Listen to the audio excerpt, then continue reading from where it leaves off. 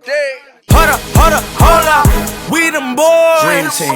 Hold up, we them boys. Grab your bitch. Hold up, we making noise. Ain't nothing safe. Killing noise. Hey guys, what is going on? It's GMXB1 and I'm back with another video with quite a bit of news today on the Xbox One side. Just recently read before Xbox One sales push past PS4 in UK after FIFA 15 and price cut sales spike. That was the headline. Sales of Microsoft Xbox One edge past PS4 this week as the machine enjoyed a massive sales spike on the back of FIFA 15. An anonymous retail source has told MCV that Xbox One hardware sales jumped 155% week on week, presumably thanks to a combination of Microsoft's recent price cut and the arrival of FIFA 15.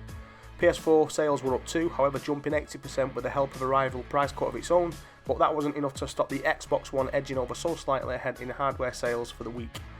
A report earlier in the day claimed that the PS4 version of FIFA 15 outsold the Xbox One stock, claiming a 32% share of the week's overhaul physical sales in the UK, where on the Xbox One claimed 22%, behind with the Xbox 360 with 30%, but the PS3 only 15% of FIFA 15 sales.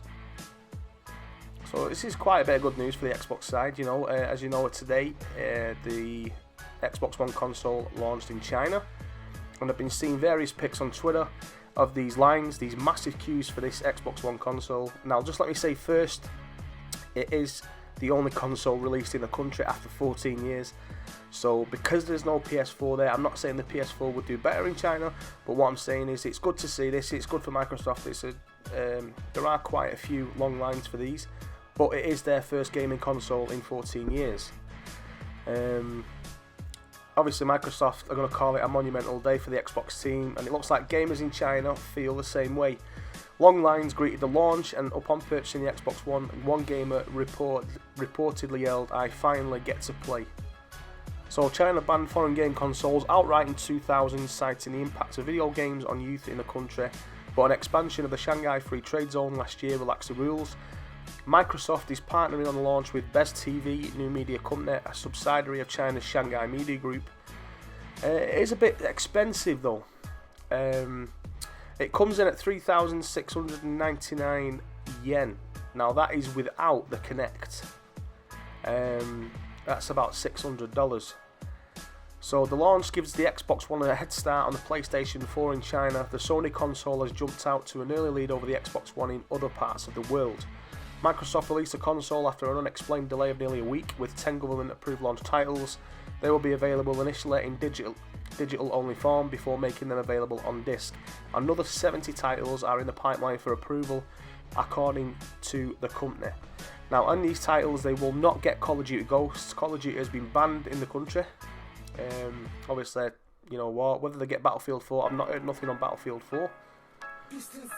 So, interestingly enough though, one Chinese gamer who bought the console told the news service that he considered it a souvenir and wasn't interested in any of the 10 launch titles.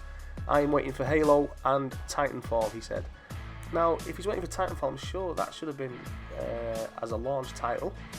Whether it's waiting to get approved by the government, I do not know.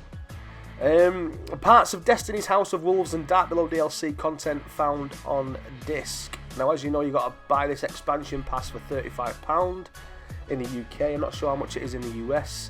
Oh, it's the same, $34.99.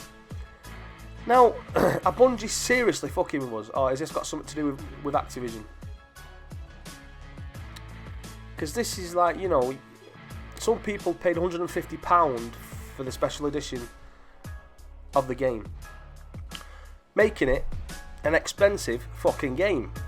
So aspects of Destiny's forthcoming DLC packs, The Dark Below and the House of Wolves, appear to be already on the disc, as uncovered by an enterprising glitcher. If you're allergic to spoilers, you might not want to think twice before proceeding past the second paragraph, so I'm not going to read all of it, okay? The Dark Below is due to launch in December, while the House of Wolves will arrive in 2015. Both comprise additional missions, gear and areas. They can be bought individually for $19.99, $19.99, or as part of the game's season pass, which is $34.99, $34.99.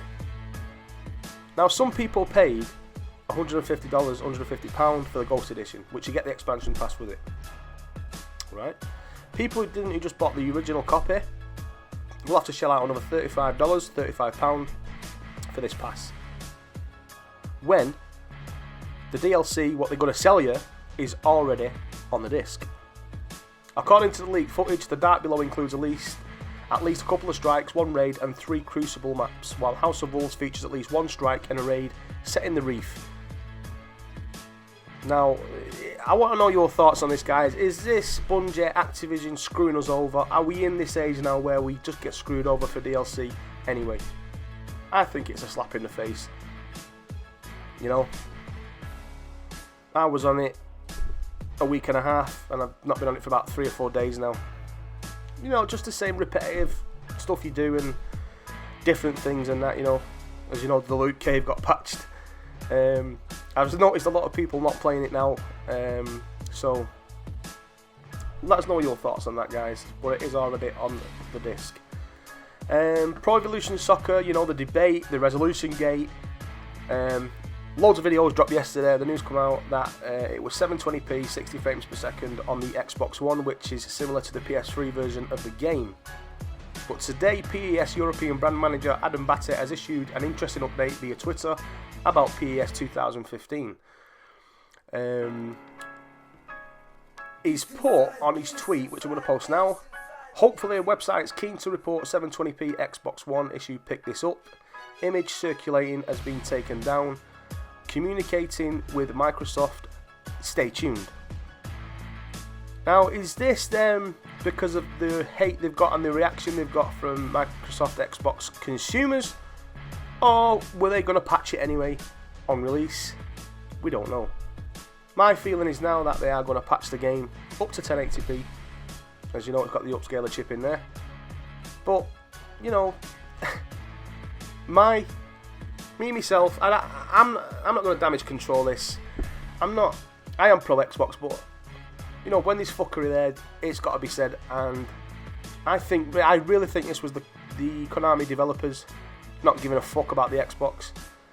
Call me what you want, but that's my opinion. You know, I really do think that it was them. And if they do get it to 1080p, it just shows that, you know, they were lazy. Whether it's harder to work with the Microsoft tech inside, the Xbox tech, we don't know. But, you know, let's just see how this pans out in the next couple of days. And finally, Games with Gold free games list for October. Chariot is coming for the Xbox One, Battlefield and Darksiders 2 for the Xbox 360. Now that is a good deal for the Xbox 360.